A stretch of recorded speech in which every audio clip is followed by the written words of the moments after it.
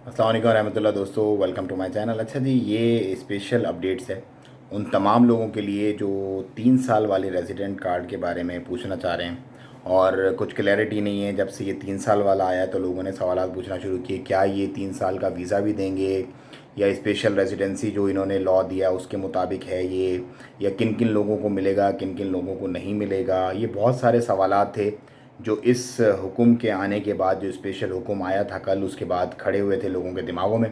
तो उन्हीं तमाम सवालात के जवाबात मैं आपको अभी देने आया हूँ। ये जो रेजिडेंसी है, 3 साल का जो रेजिडेंट कार्ड है बेसिकली, ये सिर्फ़ और सिर्फ जो आईजी है, inspector general of police and customs, उसके हुक्मनामे पर कुछ स्पेसिफ़िक केसेस, यानी कि कुछ चुनिंदा लोगों को जो कि डिज़र्व करते होंगे, जो उस कैटेगरी में उस शर्त पर पूरा उतरते होंगे जो इस 3 साल के रेजिडेंसी के लिए शराइत हैं, उन्हीं को सिर्फ स्पेशल हुक्म पर इशू किया जाएगा। तमाम लोगों के लिए, कॉमन लोगों के लिए, जो भी अभी इस वक्त 2 साल का वीज़ा चल रहा है वो बिल्कुल वैसे ही चलता रहेगा जैसे अभी 2 साल का चल रहा है मामला।